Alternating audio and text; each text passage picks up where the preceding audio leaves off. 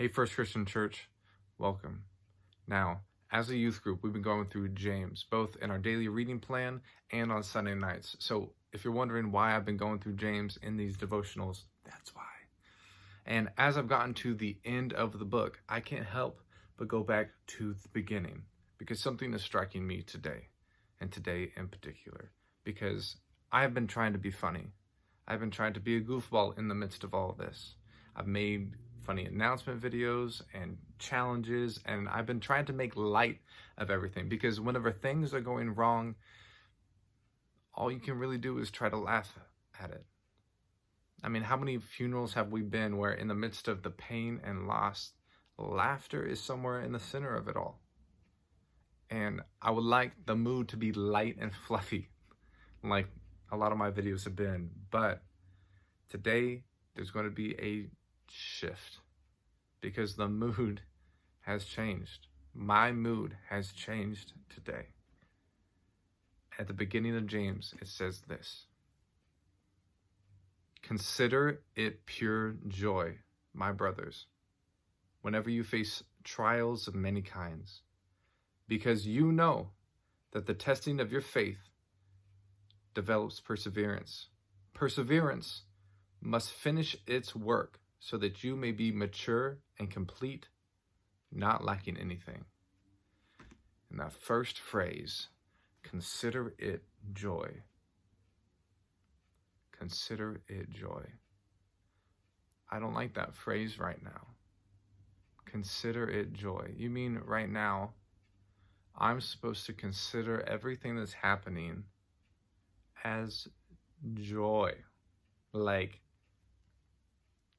joy? Let me tell you a little bit about why my mood has shifted so much, specifically today. I am not from Evansville. My home is in Kansas. My family, they're all there. I'm the middle child of 5 siblings, and I have not seen them in person since Christmas. Now, February 12th was my birthday. It's okay if you missed it. It's fine. You still have time to give me something. My parents were planning on coming and visiting me, but a couple days before that, my 95-year-old driving grandmother fell and broke her hip, and she had to have the first surgery she's ever had in her life. So they didn't come. So immediately I was thinking, you know what?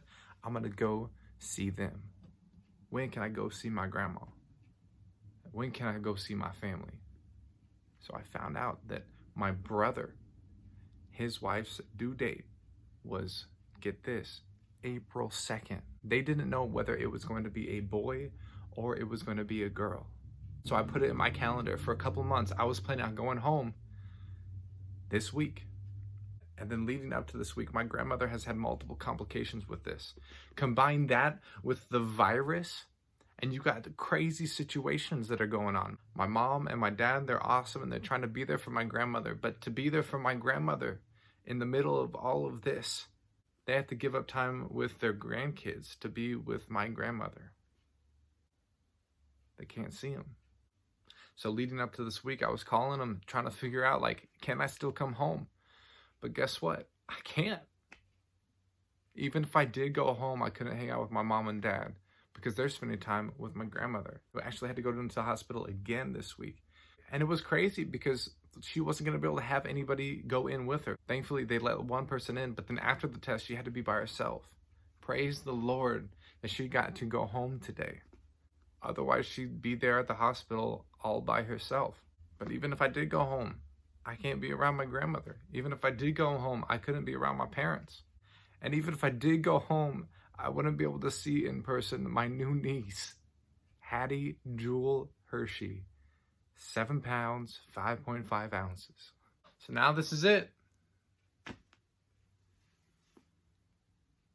Just me in my apartment for the next couple weeks, maybe month. My personal interaction is basically limited to going in the church and maybe seeing Michael. All of that whenever this week was supposed to be a week I was supposed to be with my family.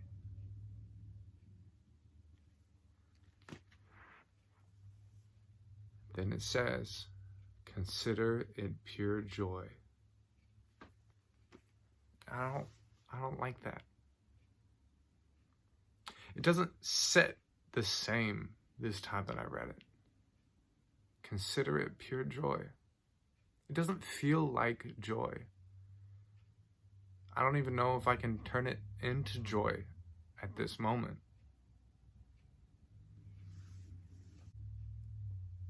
It's hard. And I can't imagine what it's like for you guys. Because that's just my life. Your life is probably getting all twisted up in all sorts of ways, even more so than mine. I've been online, I've seen people take pictures and selfies with elderly family members that are like in homes. And I thought to myself, oh my goodness, that's a sign-off selfie. That's a just in case we don't see each other after this. I want one last picture with you. Consider it pure joy.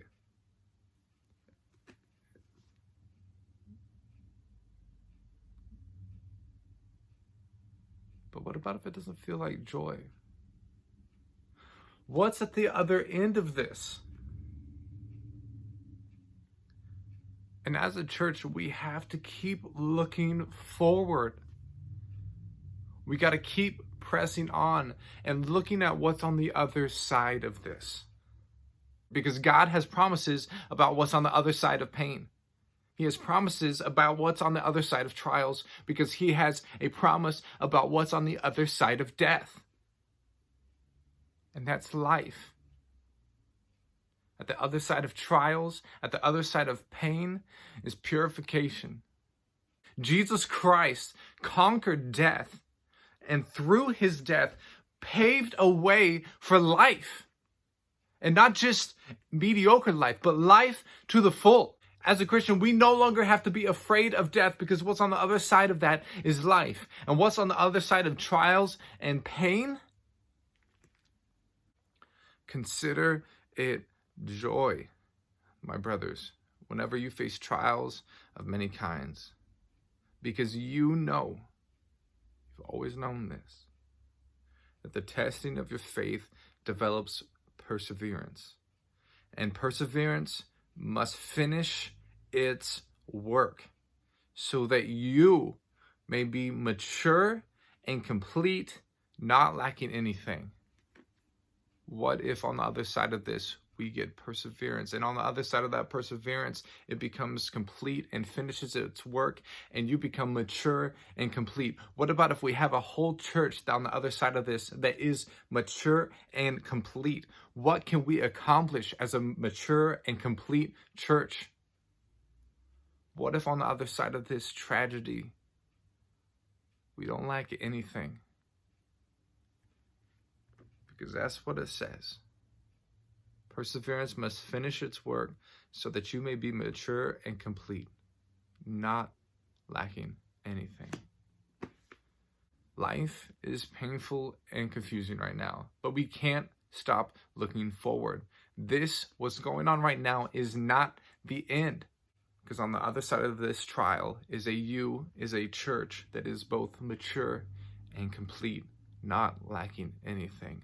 All because we have the promise that after death, there is life.